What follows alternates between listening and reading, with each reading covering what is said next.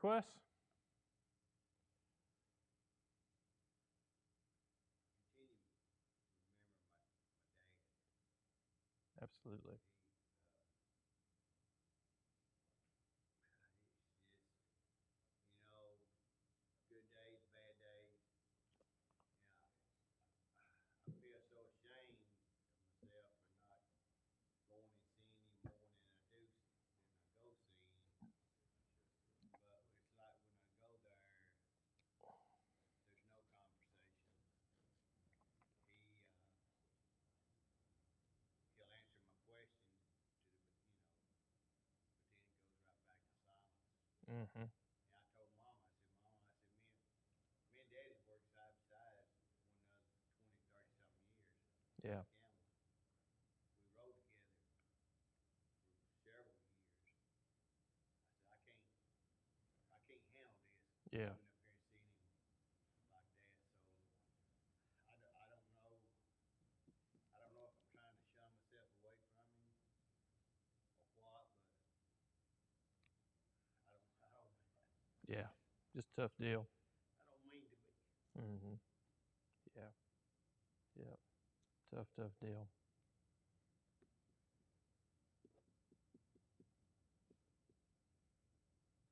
There's a young lady, I don't know her, but she graduated the year that Brandon and my niece graduated. Her name is Sheena Jones. She was a Wilkerson, but Okay. she's passed away. She's in her late 30s or maybe probably 37 or 38. Mm. So be in prayer for that family. So the family of Sheena Jones. She has two teenage boys. Hmm.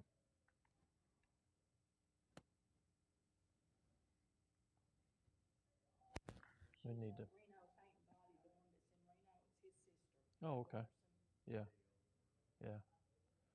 We need to continue to remember James and his dad.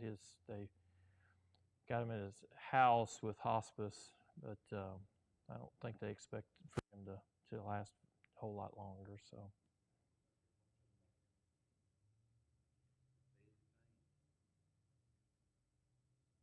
Well, sometimes when they call in hospice, they don't really know that.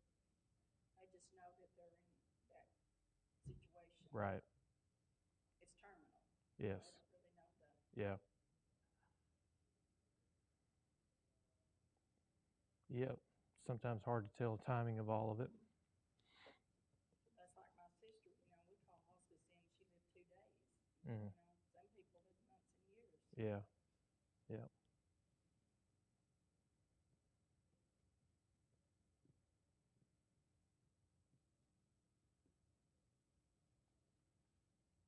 All right. Philip, would you lead us in prayer? Father, in the name of Jesus, we come to you this morning or this afternoon. We ask you, Father, to meet with us here as we gather to study your word. Please give us all understanding of what you have for us here, and we pray you give Connie the words that you have presented to us. Give us receptive hearts. Father, we pray that for these that have been mentioned, we just pray that your will be done in each situation. Father, we ask you to be with us in our church. Help us to put you first in everything that we do and say. Be with Dave as he leads us in the music. We just pray that we'll honor you and glorify you in everything we say and do. Please lead, guide, and direct. In Jesus' name we ask you. Amen. Amen. All right. Deuteronomy 14.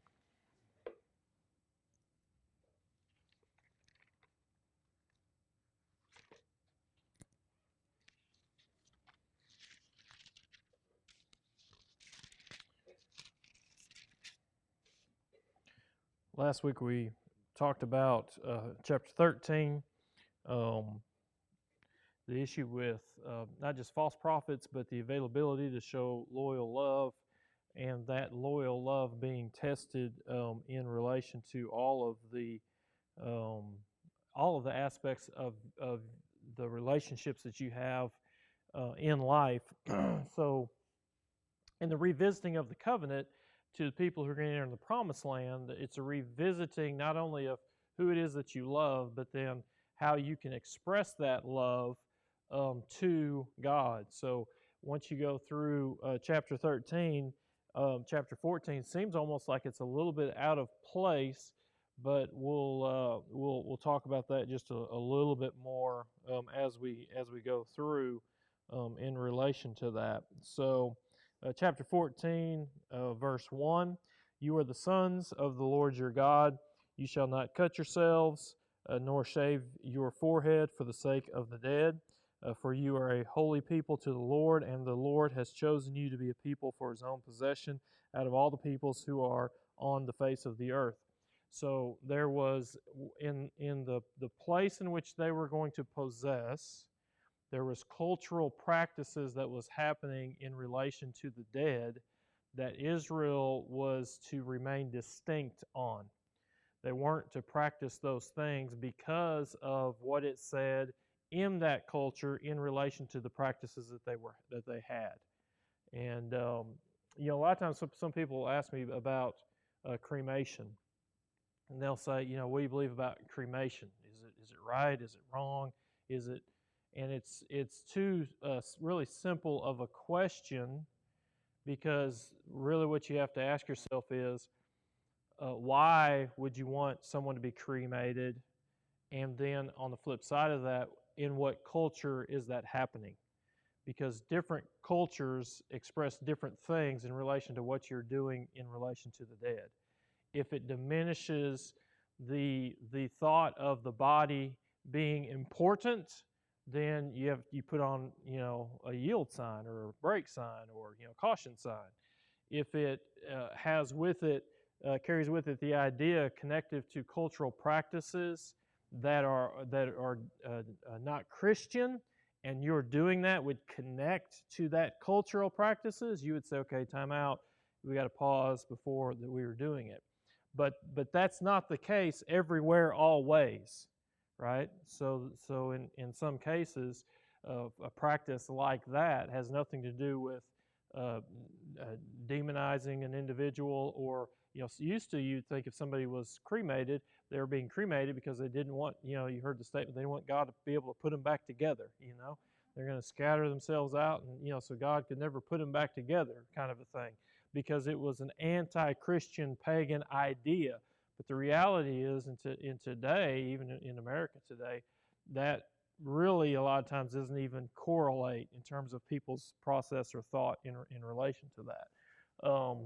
So it's one of those things. What we're kind of moving into here a little bit is the place that you are going to inhabit is going to have certain practices, and it's not necessarily that those practices in and of themselves are evil, but in practicing them, you are connecting not just to that practice. Is that practice right or wrong? See, a lot of times we just ask the question, is that practice right or wrong? It's too simplistic. It's too shallow of a question. What does that practice, what is it connecting you to? And that's one of the things that you've got to ask yourself. Because if it's connecting you to a cultural practice that is anti-Christian, in that practice, even though you may not necessarily mean for it to be, it's connecting you to that culture. And so you're seeing a distinction that's being made in relation to the people of God and the culture in the promised land, the people that they're going to inhabit. Scripture says, God says, be holy for I am holy, right? Be holy for I am holy. Holy is set aside, distinct for particular purposes. And so it doesn't necessarily mean that a practice is wrong, but what's it connecting you to? And as Christians, we should think through these things. We should really think through these things, because you have a lot of filters that you can sift through in order to come to a solid conclusion on a practice. Is this practice honoring to God, yes or no?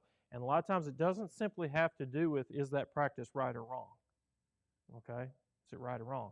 There's some things that will be okay for you but wrong for me. Okay? And we don't like that a lot of times, because we cut and dry, wrong for everyone, everywhere, always, But there are certain things that I, even particularly with my position here, abstain from because of that role that God's placed me in. Has nothing to do in relation to whether that practice is right or wrong in and of itself, right? And I know we've got young couples that probably do, but you got little ones around your house. Do you think I'm going to say go get alcohol and put it in your fridge? Why not? Because you got little ones in the house. Okay, so so you've got things that influences of things that are happening in relation to the practice, and it doesn't mean that particular practice or thing in and of itself is wrong. Being a holy people, all things may be permissible, but you're too holy to partake of some things. And by holy, I don't mean you're too good for them. I mean you're set aside for a particular purpose that says you can't partake of those things because you are wholly set aside for that. Does that make sense? So you're entering into a practical, doesn't seem like it's practical for us because we don't necessarily have the same things going on right now, but it is practical in the sense of a people who are being set aside for a particular purpose, and God seeks to maintain a distinction in that, which is one of the major things going on in our culture right now. Remove all distinctions. Remove all distinctions. Cannot be a difference in anything. Can't be a difference in anything. I mean, and of course, right now, color is a big major uprising in relation to that. But the same thing is happening in relation to a person's gender, right? I was talking with David Merritt today at lunch. I don't know how many of y'all saw the news, the Supreme Court and their ruling yesterday in relation to all that. It's going to have huge impact on the church and really any organization, which is basically trying to remove the Supreme Court trying to remove this, that there's actually a biological gender identity that needs to be maintained, right? And so why does it matter? That's the question that comes up a lot of times. So what? Why does it really matter? What do distinctions do?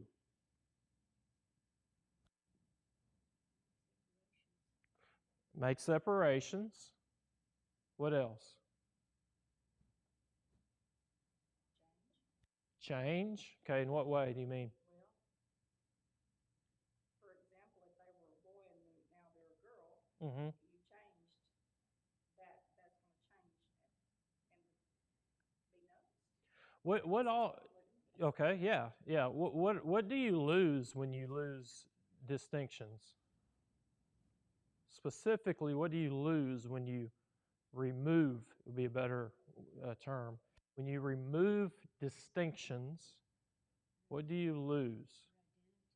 You lose identity. You lose roles.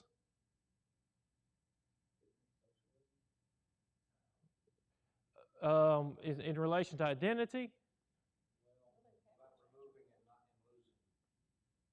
Without, say that again. Uh-huh. Yeah, like one class. Yeah, one class. Yeah. Yeah. Yeah, you're starting to redefine what equality means as well. So you're moving into what is in relation to equality, right? When you remove distinctions, though, one of the big things that you also lose is you lose the ability to celebrate that identity. You can lose that. You can lose that in relation to it, right? So when you're talking about equality, now what are we talking about equality in relation to? Because the Bible speaks very clearly about equality. Is all men created equal?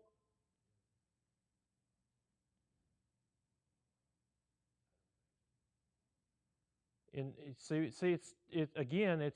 too simple of a question, isn't it? What do you mean? So that's really the question that needs to come back. What do you mean? Created in the image, we all are mankind, man and woman, both created in the image of God. All color, created in the image of God. So in that sense of value, God created equality? Absolutely. Absolutely.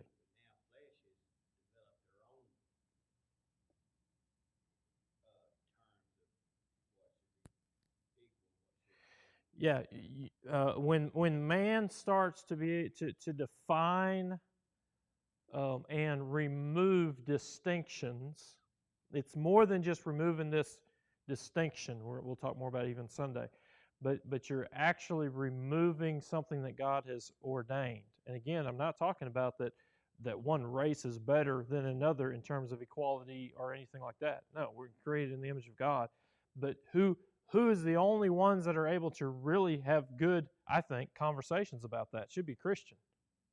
Because what do we truly believe in relation to that? But then we say, okay, so is there still distinctions? And in relation to that, we say, yeah, there are distinctions. Everybody in this room grew up at a different place within a different culture in a different time. If we lump everybody together and act as if there is no distinction between any of you, what do you lose?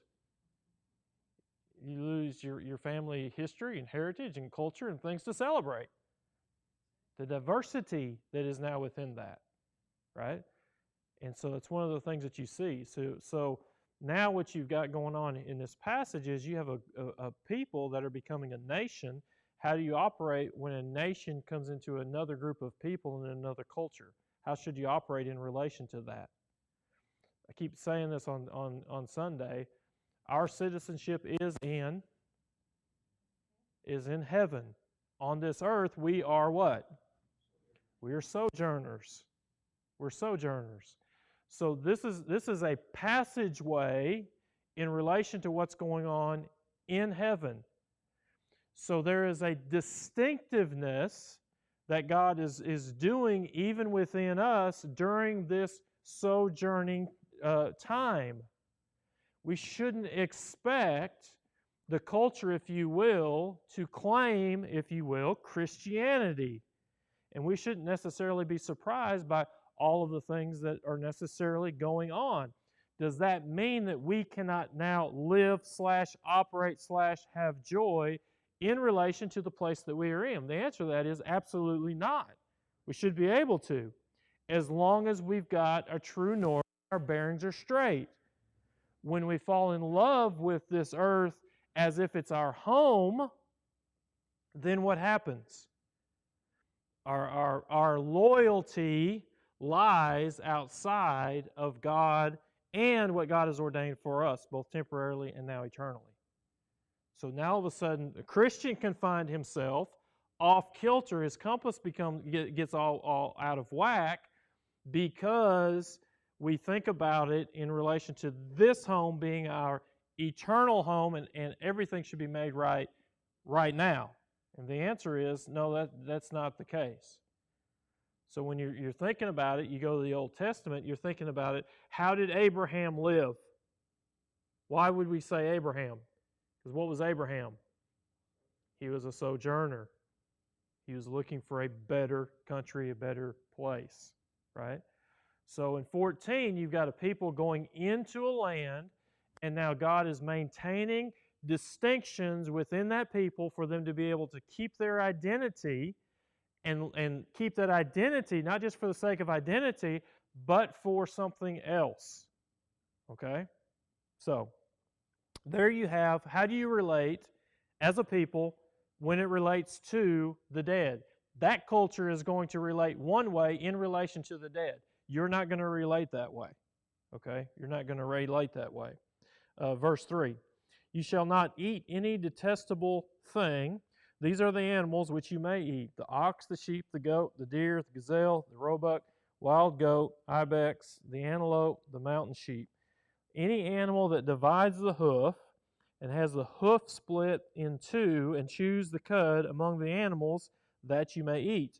Nevertheless, you are not to eat of these among those who chew the cud, or among those that divide the hoof into the camel, the rabbit, the chafin, for though they chew the cud, they do not divide the hoof. They are unclean. The pig, because it divides the hoof, but does not chew the cud, it is unclean. You shall not eat any of their flesh, nor touch their carcasses. So, who defines what is good to eat, and who defines what is not good to eat? Okay, God does. And why? What's He defining as what's good?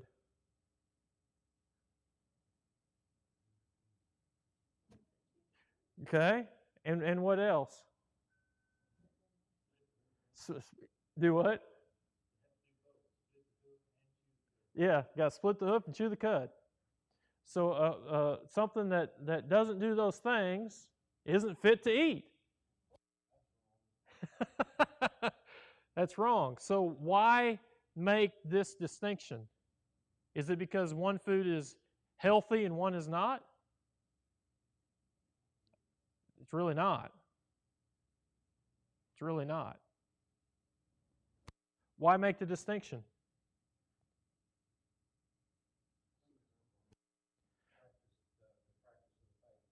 Okay.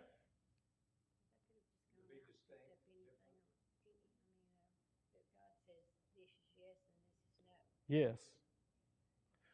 For you, this is standard, this is not. Yeah, it's going to get worse for you. I heard somebody, Dave, did you say something? Do what? It sets them apart. The distinction is what sets them apart. And God is naming what that distinction is going to be. And that which He is causing them to refrain from is not inherently bad, health-wise or any other way.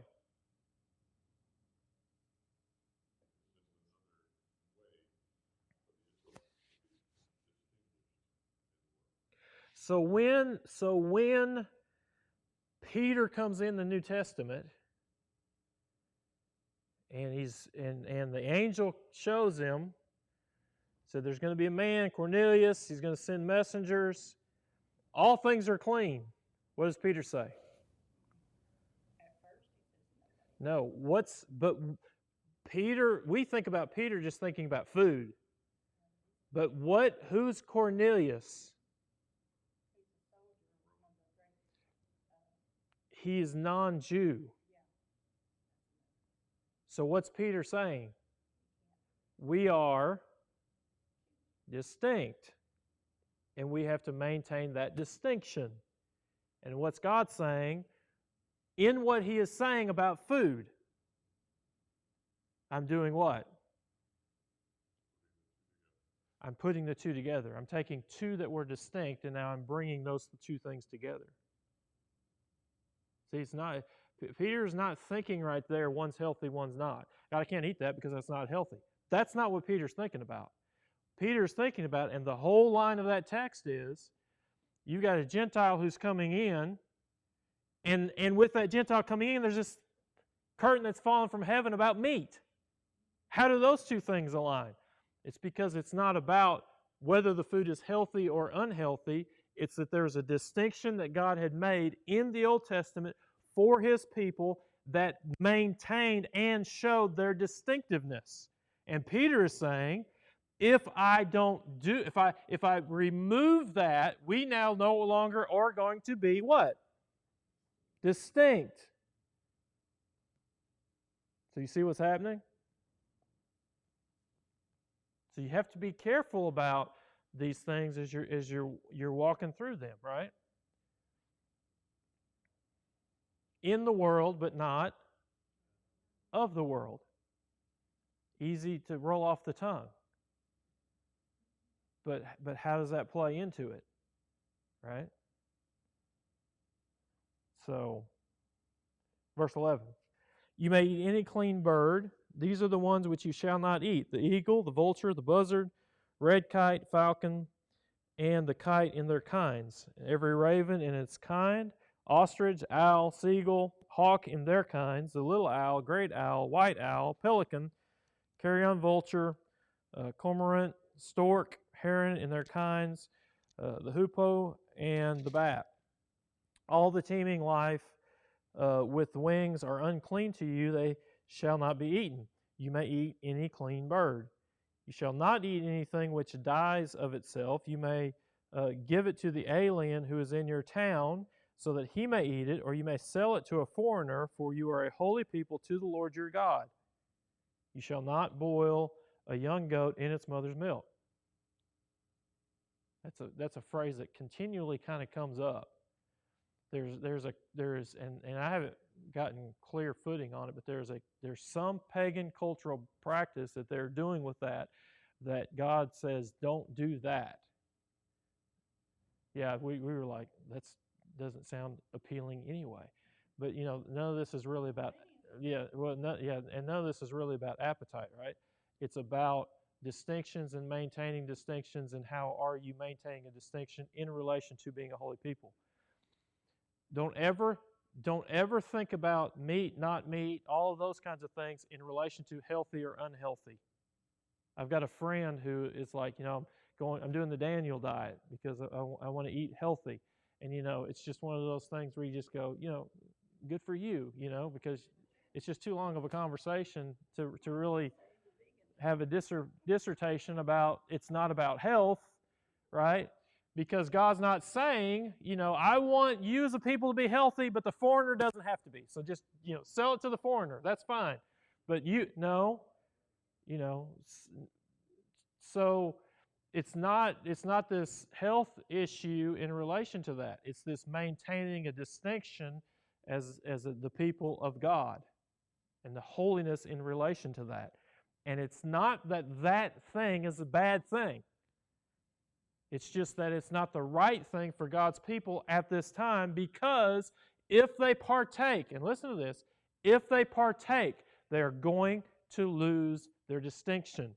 There are some things that we say no to. We are not going to remove that because it would remove, it's not that thing is bad, but if we do, it would remove the distinction of who we are. I'm no longer the same person if I remove that, right? It's not about that thing. It's about what that does in removing that. That's why in the New Testament they're having a hard time with this. Because we are removing the very thing that set apart our identity. I mean, we can't imagine how hard that is. Ironically, missionaries over the years have had an extremely hard time with this. Because you have an American culture which you deem as this is what church is. And guess what happens? You go to a foreign country. And now what happens? Their culture doesn't look anything like this culture. And so you set up a service for 10 o'clock Sunday morning, Sunday school, and 11 o'clock, and you're going to come in, and you're going to sit, and you're going to meet, and you're going to do it, and they're looking at you like, what are you talking about? And there's documentation with throughout history where basically you were trying to get them to mold into certain form because that's what you understood to be the distinctiveness everywhere, always. That wasn't the case. Had a hard time with that. How does that play out? And so, how do you maintain your identity and still yet be distinct? Does that make sense? Thoughts on that?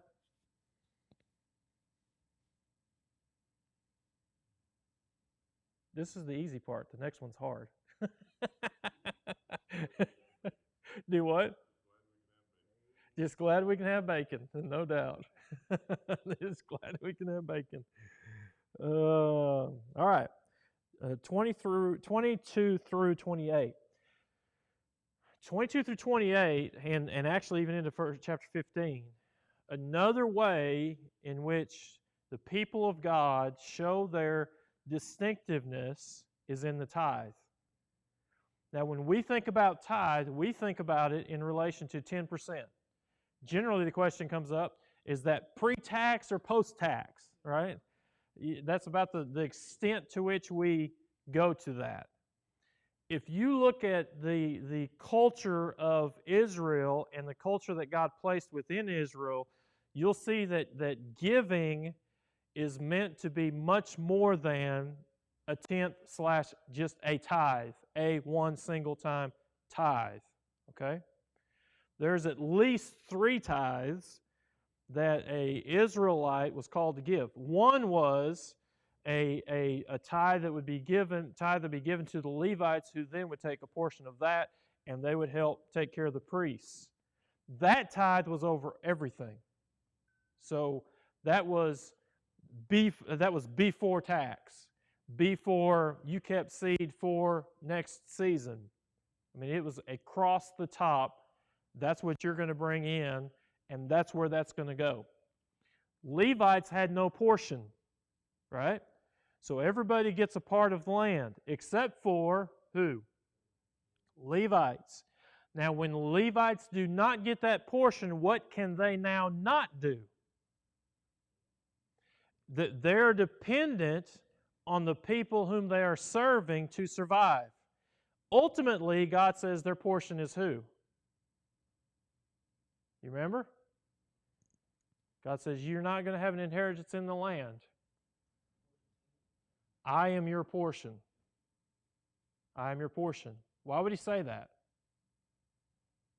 Why would he say that to a Levite? Okay, why would a Levite need to know that he's taken care of? What's the risk?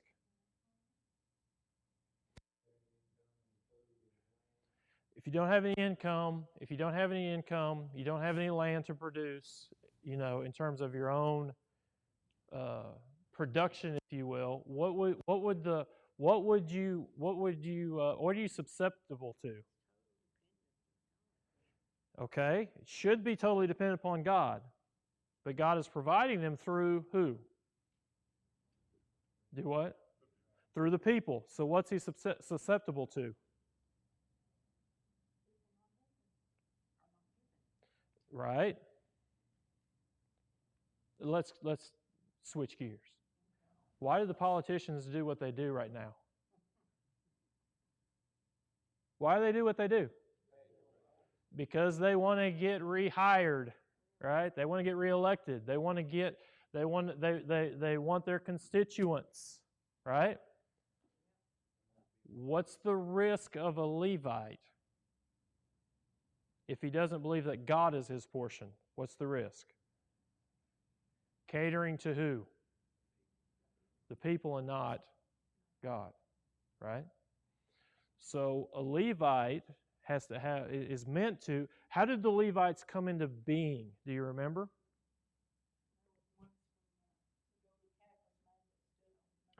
Moses comes down and he draws a line in the sand. What does he say? This is really important for the history of the Levites. He drives a line in the sand, and Israel, they themselves, are doing that which they should not. Draws a line in the sand. Says, whoever is with me, with God, does what? Comes with me. And what are they going to do? And who are they killing? They're killing their own. Where does their loyal love lie? Chapter 13. Their loyal love lies to God above anyone, brother, sister, family, nation, anyone. That's where their loyalty lies. They're now set aside. God says, now what? I am your portion. I will be the one who takes care of you. Genesis, who are the cops in Genesis? We talked about this. Who is your protection in Genesis? Your family is your protection. The Levites were doing what? Committing treason against family and saying, my loyalty lies to God, not with family. And so now what does God do? Sets them aside as a holy priest serving to Him, and now they're mediators between God and brother. But in doing that, He doesn't let their provision come necessarily directly from God, but He does it through and to the people. So a person who is loyal to God actually is the most qualified person to love and serve the people. And now, what is proper for those people whom that Levite serves? It's proper for them to what? Take care of and tithe to that Levite. He gets a tenth off the top. So before you hold back your herd for the next produce for the next year, before you hold back your grain for the seed that you're going to keep so that you can plant the next year, a tenth of all of that is going to go to Levites, priests. Why is in the New Testament Jesus so hard on the religious leaders? When He storms the temple, what's He upset about? What are they doing? They have their own business going on. And what's that business doing?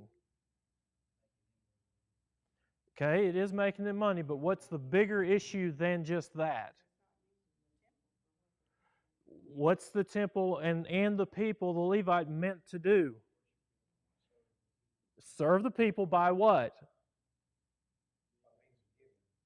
Okay? Being the intercessor. They are to be conduits.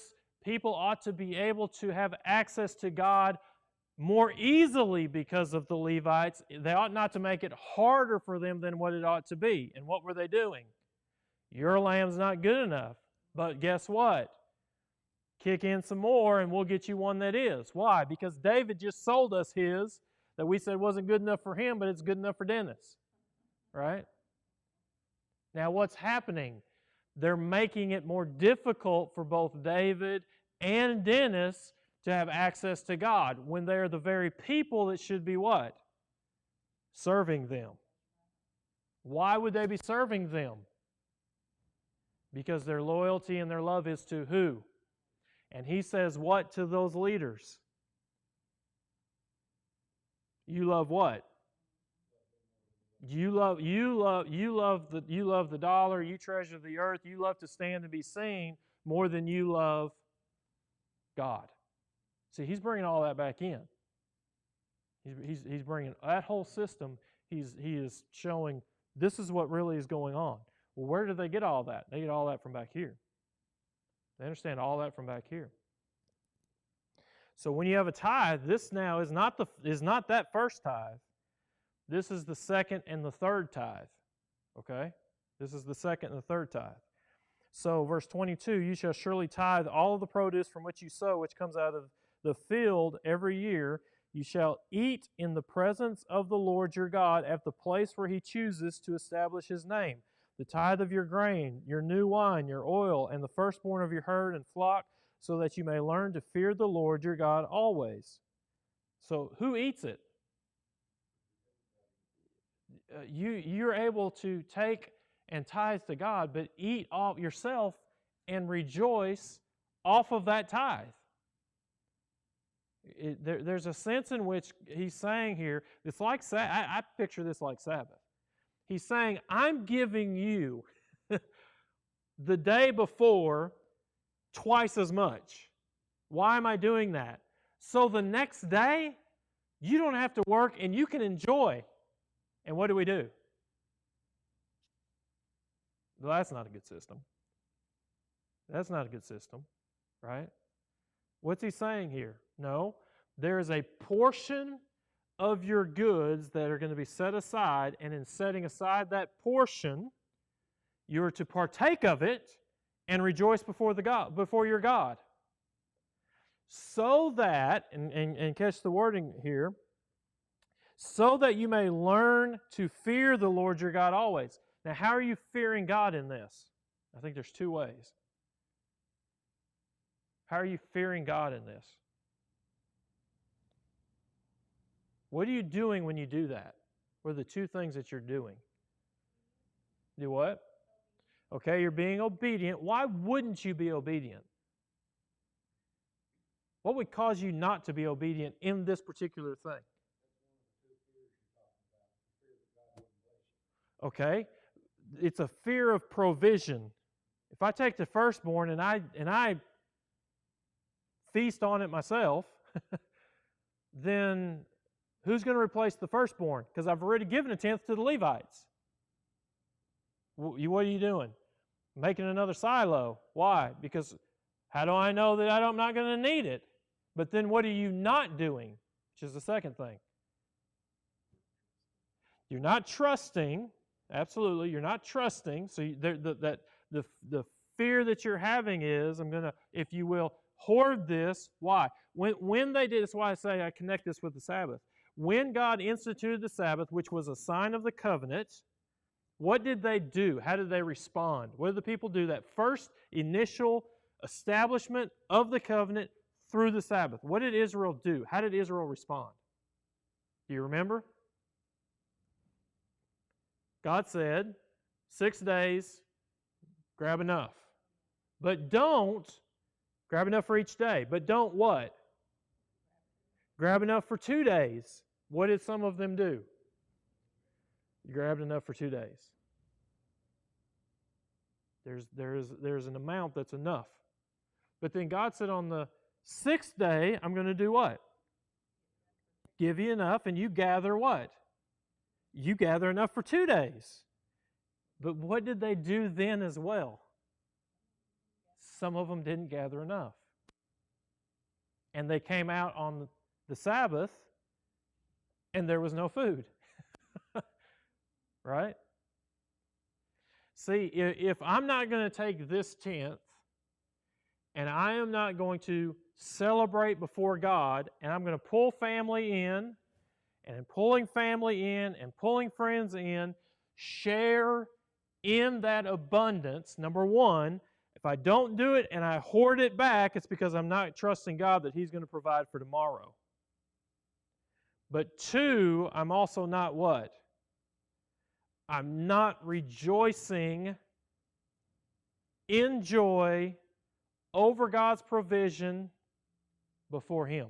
In other words, I'm not showing gratitude. I'm not showing gratitude. You're so busy worrying about the next day that you're not enjoying the gifts that God's given you today. And in doing that, what is He saying here that you're not doing? You're not fearing God. That's why He's saying you're not fearing God. Because who is the one who's producing all of this that you are constantly trusting? So in giving them a second tithe, He is giving them the availability to celebrate and have an incredible feast 3-4 times a year with the produce that He's given them. And in doing so, they're able to rejoice and enjoy the abundance of God, but it's also driving them to trust and fear God. And when they don't, what are they not doing? They're not trusting, they're not fearing God. So be careful how you we're going through Dave Ramsey's stuff. Be careful how you think about, I'm on track with a lot of what Dave Ramsey says, but there's other things where, Bible kicks in and say, let's make sure we got the fullness of all of this going on, because it's a stewardship that we are doing, and the way we manage that is not just God saying, I need you to manage my money. He uses those resources as a conduit and availability to worship Him. And you either do that or you don't. One of the ways that you do that is you say, God has provided us with enough, and He's given us set-aside time for us to rejoice and enjoy and share that with others, specifically to Him. Does that make sense?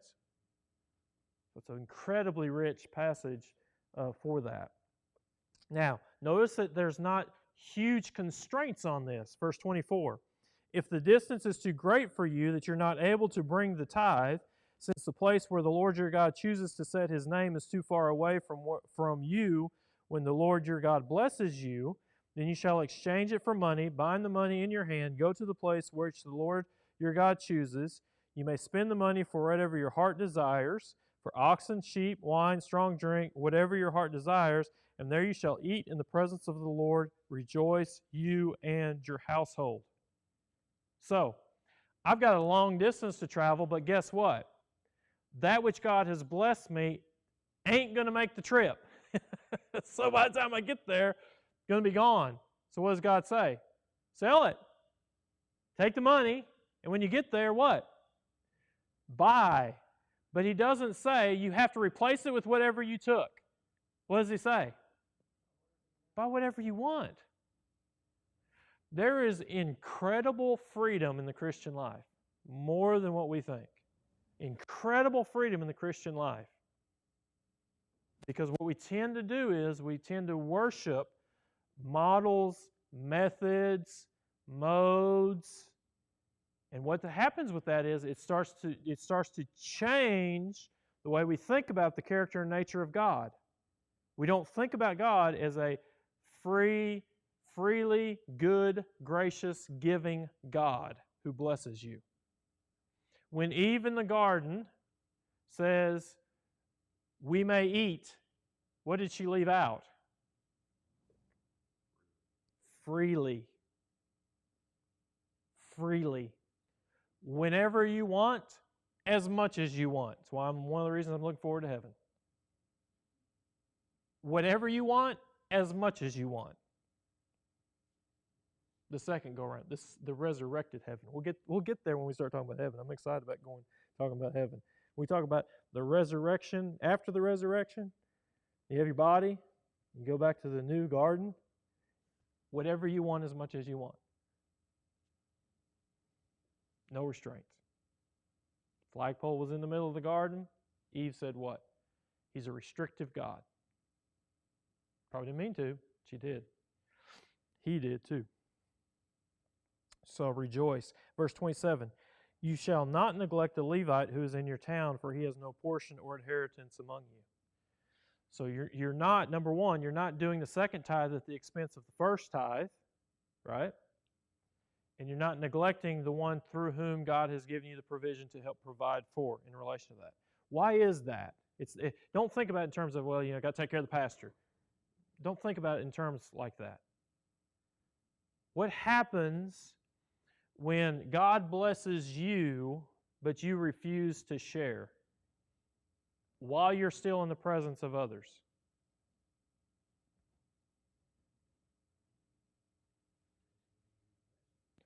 Takes away your blessing. Within the community of faith, what does it do? It makes a distinction in the wrong way. See, you're making distinctions, but you're making right distinctions.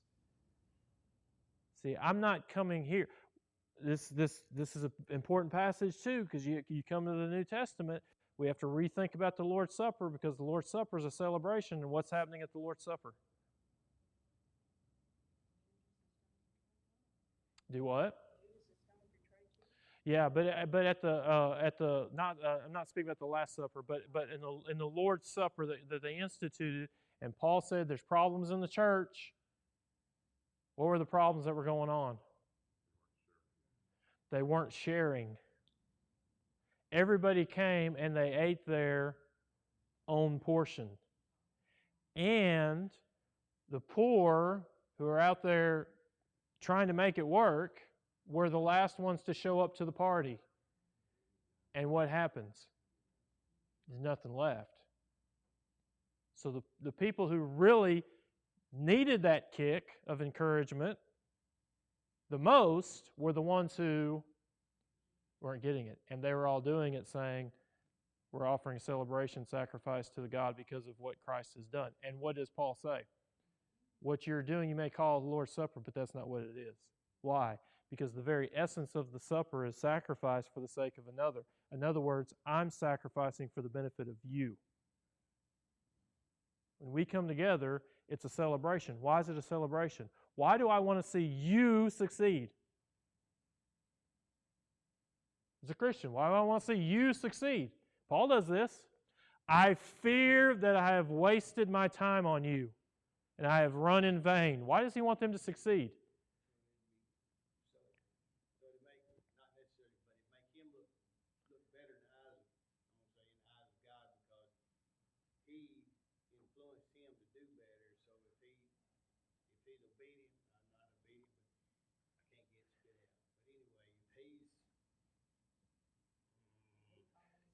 if he's following what, say for instance, if I'm following what you are teaching me, Right. and I take what you are teaching me, and I extend it to her, and then she takes and extends it to Phil, Mm-hmm. then whatever you're teaching me, which is of God, then that way God is getting glorified more and more. Right. And if our purpose is to glorify God, then what? When you succeed, what? We succeed. In other words, we don't succeed if we move forward as individuals. You take it in the context of today, and what do we have? We have this huge, let's separate, individual. Oh, don't get me started. Priesthood of the believers means I have individual access to God. What does a priest do? He sacrifices for the sake of the people, and he's serving the people. So do you have direct access to God? Yes. To do what? To serve each other. See, but we take that and say what? I can do whatever I want to do whenever I want to do it. Wrong distinction. Where can you find that? Deuteronomy. Is there freedom within that? Absolutely. Verse 28. At the end of every third year, you shall bring out all the tithe of your produce in that year and deposit it in your town. The Levite, because he has no portion or inheritance among you, the alien, the orphan, the widow who are in your town, shall come and eat and be satisfied, in order that the Lord your God may bless you in all the work of your hand which you do. So the third tithe does what? Goes into the treasury, and within that treasury, now what do you have? The availability to help people who have need. Right? Third tithe. That's not even talking about leave the corner of your fields. That's not even talking about go and gather grain once. When we start thinking about the idea of our lives, why we were created, why God chooses to bless us, you cannot have those thoughts and ideas of thinking, well, we give our 10%, what more do you want? I mean, are you kidding me? You are blessed to be a blessing. You are meant to be a conduit of God's blessing, which means what? When people come in contact with you, they are blessed. Why are they blessed? Because you helped meet a need that you could meet. Now, not everybody can meet every need. Guess what? You can meet needs every day. Every day you can meet needs. So this is not a New Testament principle. This is grounded in the way of God for His people, and that's what gives them their identity. It's what sets them apart. Okay? It's what sets them apart. Now, I want to go 1 through 11, just to give us keep in this context. At the end of every 7 years, you shall grant a remission of debt. This is the manner of remission. Every creditor shall release what he has loaned to his neighbor. He shall not exact it of his neighbor and his brother, because the Lord's remission has been proclaimed. From a foreigner you may exact it, but your hand shall release whatever of yours is with your brother. So, I treat fellow Israelite different than what I would a relationship with a foreigner. Okay? There's certain things that I don't do to a brother. Right? You ever had a family member that's like, he's your brother, right? You shouldn't be doing that. He's your brother, right? And it's only family that can like fight, and that's okay. But then when somebody on the outside starts to fight, one of your brothers, what happens? Oh no, because of what? He's family, right? Well, you are being granted blessings to bless a multitude of people, and in the economy that God's given you, there's certain things that you just don't do in relation to an Israelite brother. One of those things is there's a period of time that transpires, and then you release debt that's been given to them, and you're not going to exact interest on that you've loaned to them. Why do you do that? God's blessed me. Is it because I'm better than you? Why am I not better than you? We're both Israelites under the covenant of God. I don't come here and claim bragging rights that I've figured it out. Therefore, I'm going to gain a profit off of you. Why am I not going to gain a profit off of you? Because we're seeking to serve each other in relation to the community of faith under the covenant of God.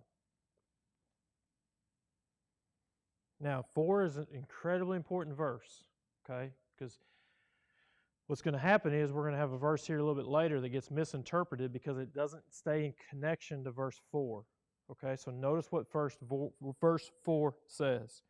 There will be no poor among you, since the Lord will surely bless you in the land which the Lord your God is giving you as an inheritance to possess. What does he say right there? There's going to be no what? There's not going to be any poor among you. Now, if you think about this, I am providing you with incredible blessing. 1/10 of it's going to go to Levite. Levite's serving the people, sacrificing, intermediate with the priesthood. That system is set up. I'm going to have a second tithe that you can take with your family, share it with your family and friends. I'm going to have a third tithe that's going into a treasury that helps those who are in need. And oh, by the way, the corners are still there, and there's a whole second gleaning that can happen in the fields when people go into those fields. Is there going to be poor among you? No. Why? Because I'm going to bless you, and you, showing loyal love to me, are going to what? Give generously. So there's not going to be poor among you. Not going to be poor among you. Verse 5. If only you listen, what? So if there's poor among you, then what? You're not listening.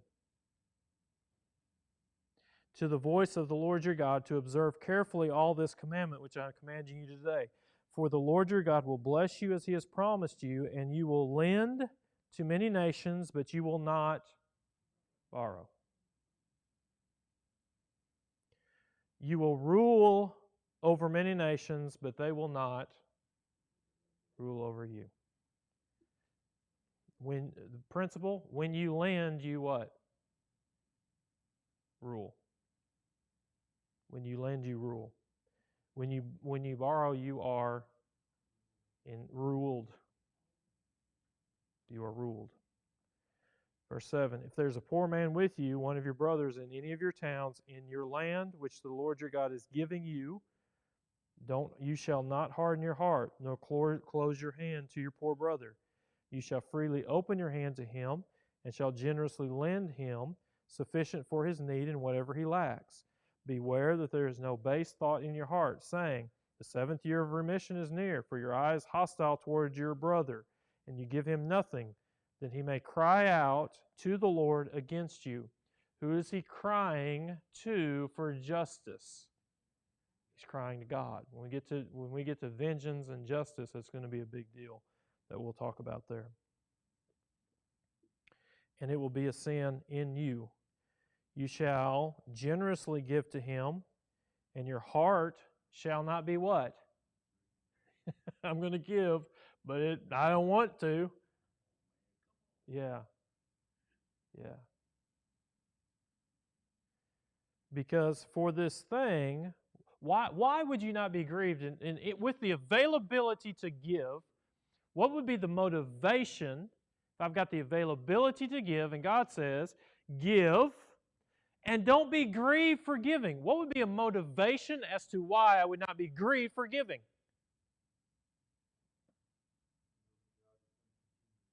Because what does he say right here?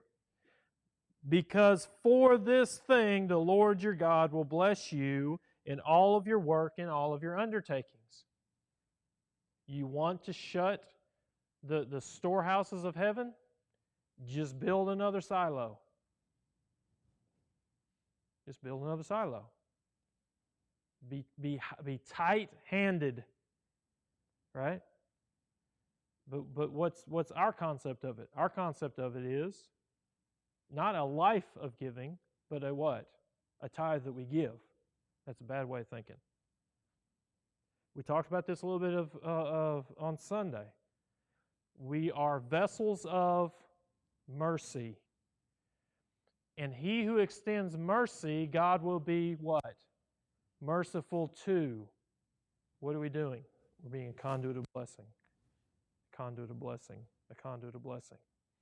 Why is it that, how is it that I can extend kindness and compassion and be generous in my attitude and in my heart and in my giving and in my helping someone else, regardless of where I think they rank in relation to need and everything else? How is it that I can give that and do that without being grieved? Because God says what? I'm blessing the one who's doing this. I'm blessing the one who's doing this.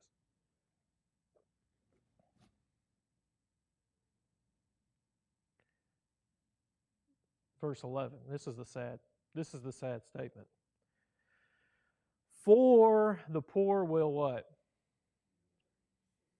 Will never cease to be in the land. Which means what? There's always going to be people who don't obey. There's always going to be people who give grievingly. And therefore what? The poor will always be with you. Now, who says this in the New Testament? I just gave it away. Jesus said it, and we generally take that to mean what? Don't give to the poor. They're going to always be with you, so, have a Bible study with Jesus. Because the poor are always going to be with you. When he says that, what's he saying? He's saying there are going to be wicked people. There are going to be people who are evil that are not. The reason that those people are around you is because what? You don't have a generous-hearted people. See, he's saying more than just the poor are always going to be with you. I mean, there's always going to be poor people. Why are there always going to be poor people? Because there's not always going to be generous people who have received the blessings of God and are doing what? Being conduits of that blessing in relation to others. Right? So you see this flow that's going out. Therefore, I command you. What I love about this passage is it allows, even though you have maybe a group of people that are not going to, as a group, move in a way that God is calling and commanding, you have the availability to be a remnant as an individual and even as a church. You have the availability to be a remnant. What does the remnant do? I command you, saying, you shall freely open your hand to your brother, to your needy and poor in your land. So just because someone else is not generous in their giving does not what? Excuse you for not being generous in giving. In fact, what does he say it does here? It gives you the what? Availability to be generous in a way that you otherwise even couldn't. Right? So it's an incredible chapter and a half right there of just the distinctiveness that God has made within the nation of Israel, and God uses the material things to help move forward His people and materialize what He is doing with them, both in not just a physical way, but also in a spiritual way. The physical and the spiritual are never disconnected. They're never disconnected, right? From the overflow of the heart, the mouth speaks. That what you say, you should do, right? All of it comes from the heart. So all those principles are laid up right here. All right? All right, let's pray. Father God, grateful for your word, grateful for just the unbelievable depth and, Father, just the way it can solidify us in this life in relation to how you work and how you operate, and even for us as a church and as individuals and units of families, how, Father, that we can move forward um, in this day and time in expressing loyal love to you, and Father, just enjoying the bounty of what you've given us and enjoying sharing that with others. Just an incredible gift, and Father, just an incredible blessing.